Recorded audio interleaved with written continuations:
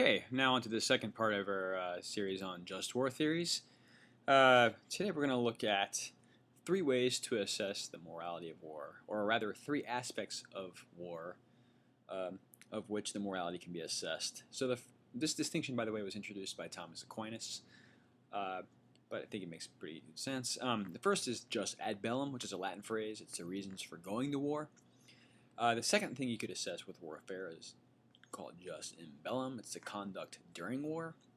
And finally, just post bellum, which is your conduct after war, what you do after a war. So, just ad bellum, we'll start with, is basically the ethics of going to war, the reasons for going to war. Ad means to, Latin just means just justice, and bellum means war. So the principles, we'll list them first, and then we'll go through one by one. You should have a just cause. War should be a last resort. It should be declared by a proper authority. You have to have the right intention. You have to have a reasonable chance of success, and the end should be proportional to the means used. And I know, real quick off the bat, this has been around longer than the distinction between consequentialism and non-consequentialism. So these principles will not be wholly one or the other, which allows for some flexibility as well as some broad interpretations. So we'll start with having a just cause. Basically, a war, you don't have just reasons for going to war unless you have a just cause.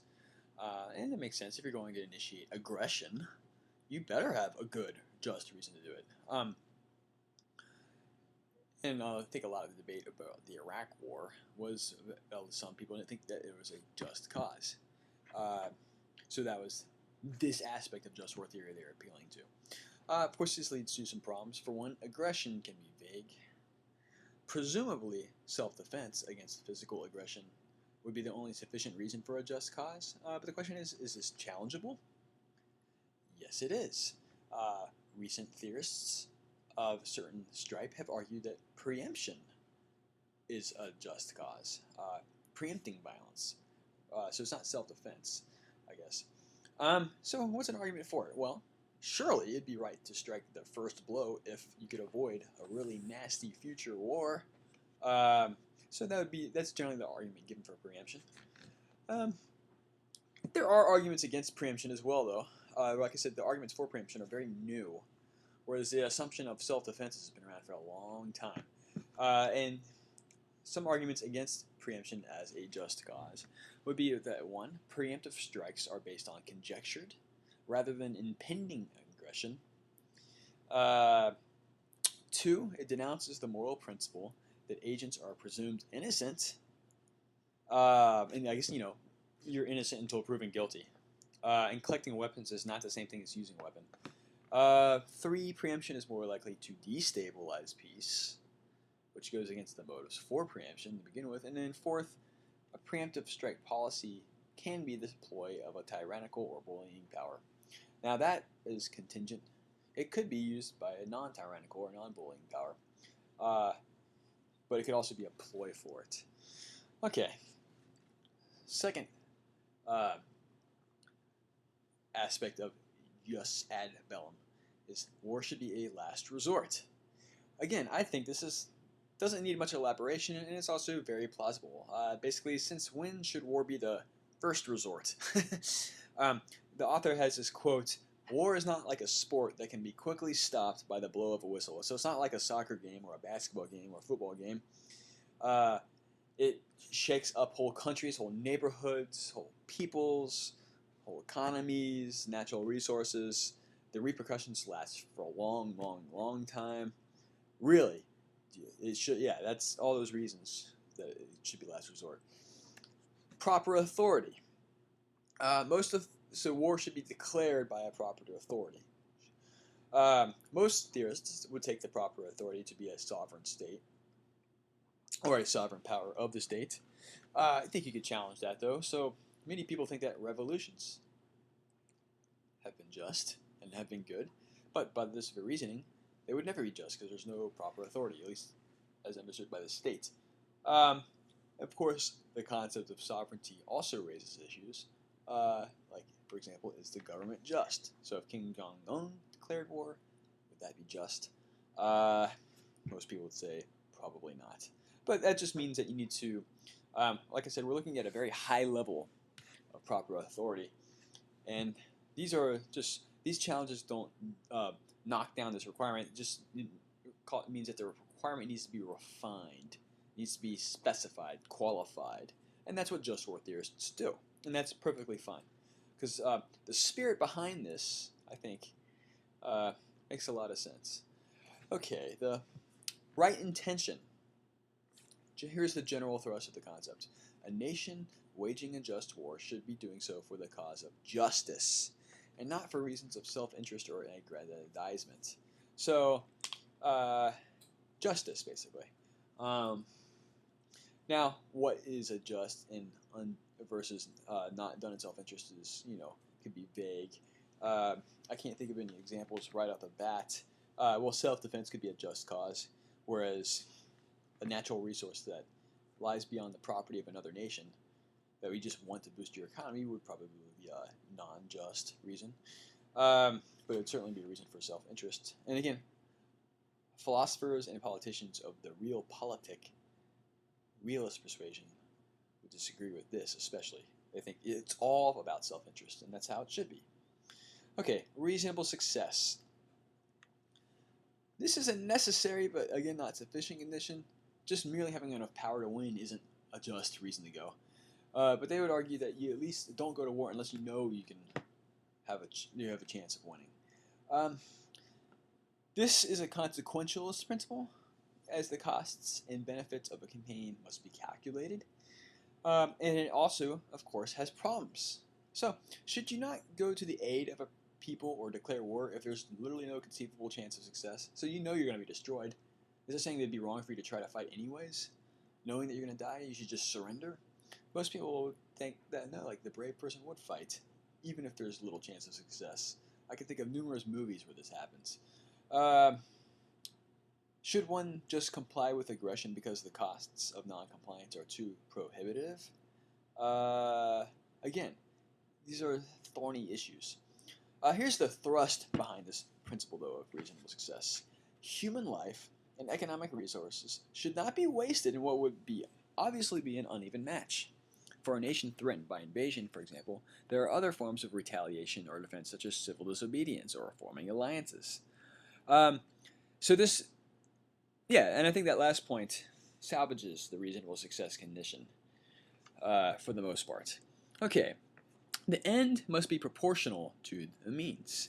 So this principle overlaps with the justice in war, how the war is to be fought. So for example, nation A invades land belonging to nation B. According to this principle, B has a just cause to take the land back, but must not take any further retribution against A. Or a more contemporary example, A shoots a soldier from side B. B does not have the right to destroy an entire city in A in retaliation. That's not proportional. Okay. Next, let's look at jus in bello, which is the rules of conduct during war. It's conduct during war. All right, men. Here comes the American Army. Let's look sharp. Remember, the first impression is the lasting impression. My God. They haven't even got proper uniforms on. All right. Okay, all right. No guffawing, no guffawing, no guffawing. Whew, here we go. I say hello there.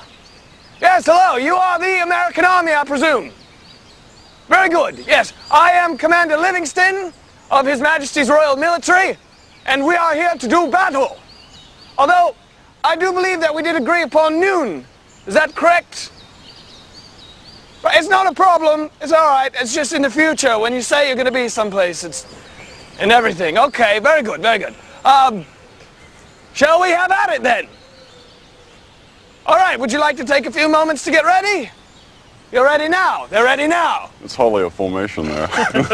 All right, all right. No guffawing. I've said this. Okay, very good. Very well, since we are the assaulting army, you have the privilege of taking the first volley, right? And then we shall return, and so on and so forth. So, Godspeed, let's have a good one, and good luck to you. All right, men. Now, let's show them what we Brits are made of. Stand your ground. Oh! You've got one! Good shot! Very good shot, actually. That was Timothy. He's our maps and navigations expert. We'll be in a pinch without him. Good form.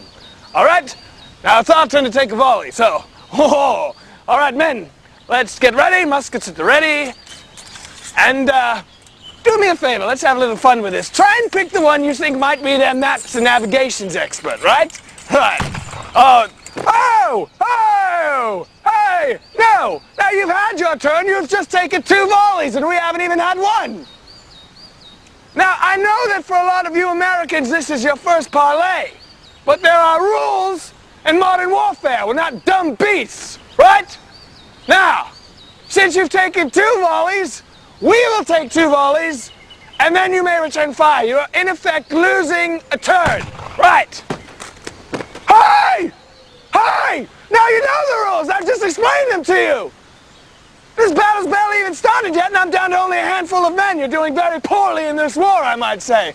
Now, we will take 3 volleys, and I do believe we should be allowed the privilege to move forward 5 meters because of your willful violation. Oh! Oh! Who took a shot at the CO? You took a shot at the... Reprimand that man! Reprimand that man! I will file a very important...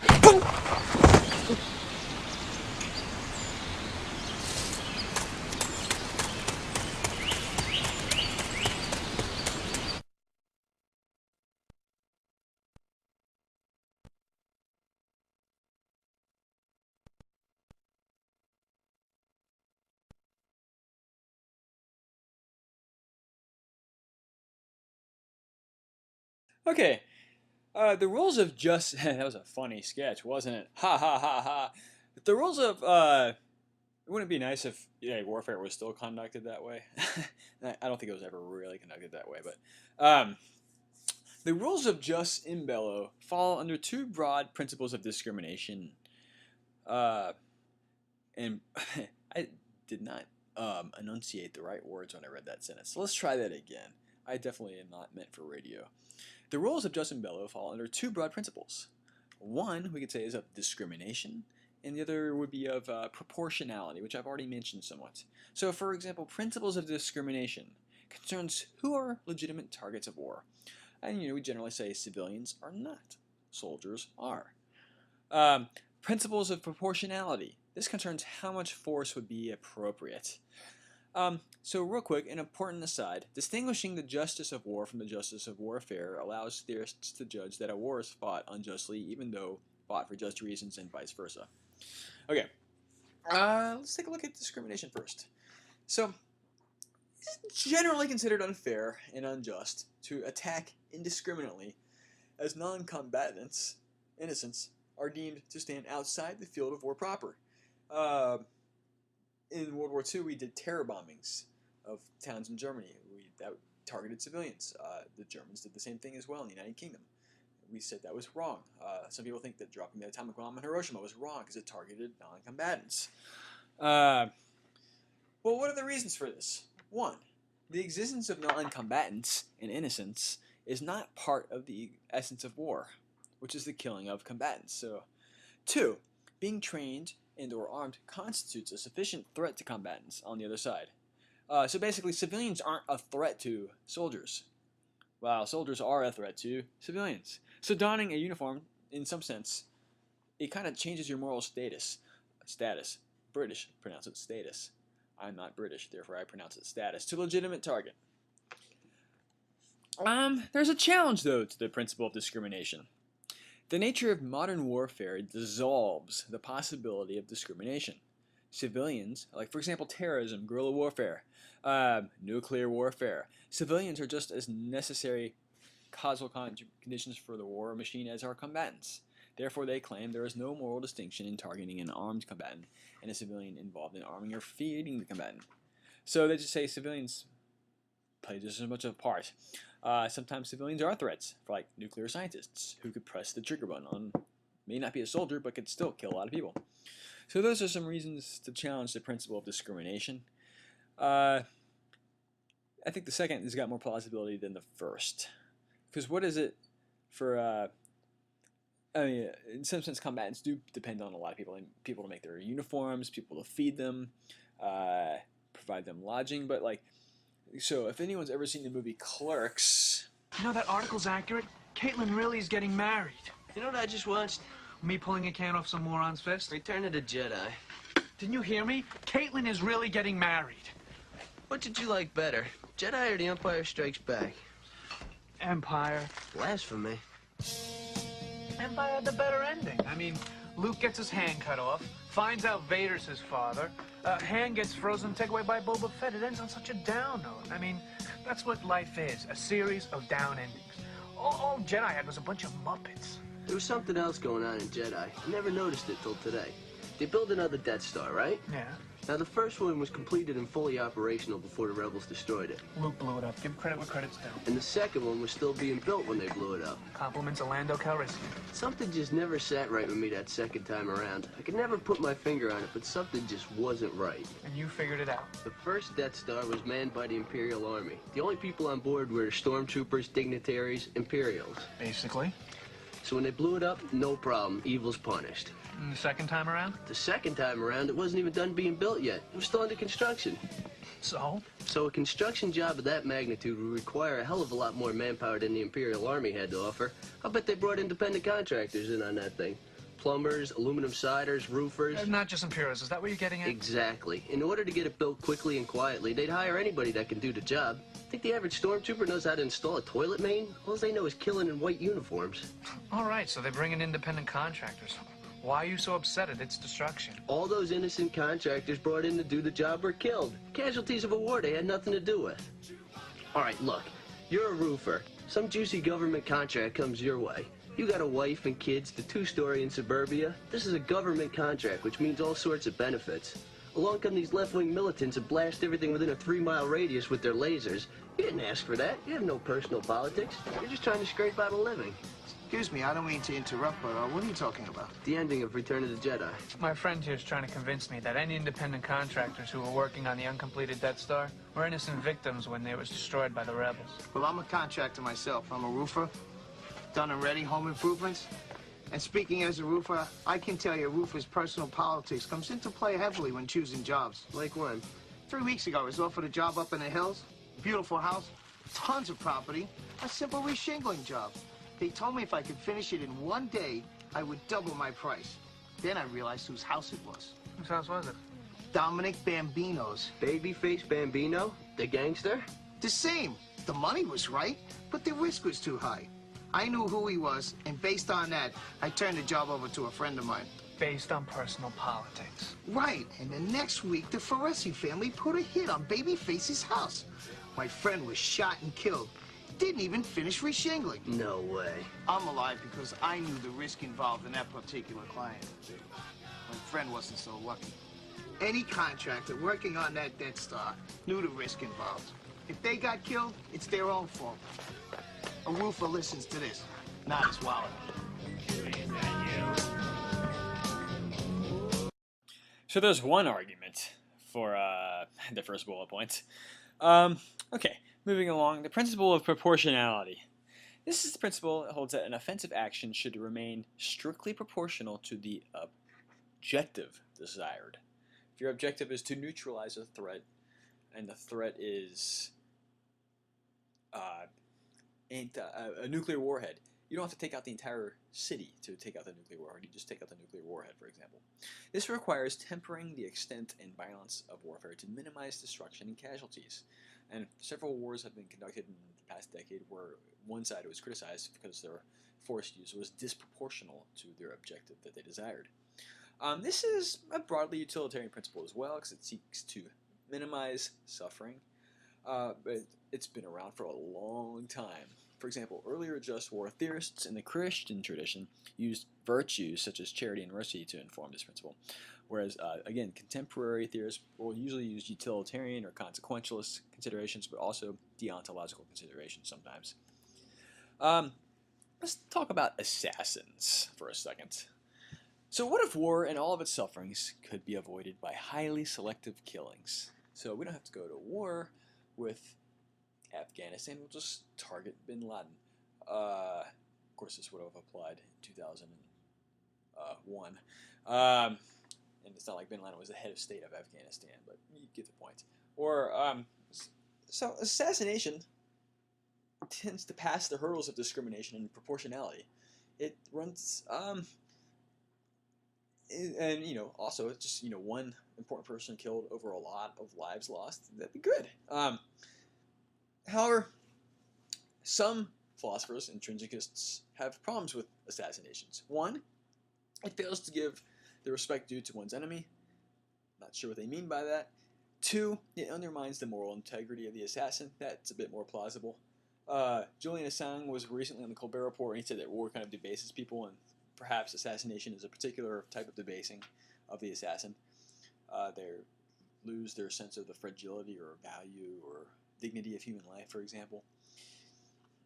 Three, it tends to destabilize. I think this is the most potent objection. It tends to destabilize rather than stabilize nations when practiced over time. So the last few centuries of the Roman Empire is just one Caesar after another getting assassinated. And when you go through political leaders like that, it just, you don't have stability. And unfortunately, in many parts of Africa, this is happening right now. Governments just aren't staying in power long, and a lot of it is due to the selective killing of certain leaders. And I think this is a very plausible argument.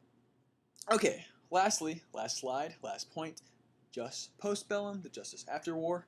What are you going to do after you've been conquered or conquered another nation? What is just or unjust? And I'm glad they theorize about this. So the principles of justice apply to three post-war possibilities. The army could be defeated, you could be victorious, or there's like a ceasefire. The principle of discrimination should be used to avoid imposing punishment on innocents or non-combatants. So basically, you shouldn't be punished for what the military of your nation did. Rights and traditions should be respected. Claims of victory should be proportional to the war's character. And finally, compensatory claims should be tempered by principles of discrimination and proportionality. Don't make it impossible for the country to recover, even if they're the conquered country. And perhaps you need to rehabilitate the aggressor or re-educate them. Rebuild the infrastructure, for example.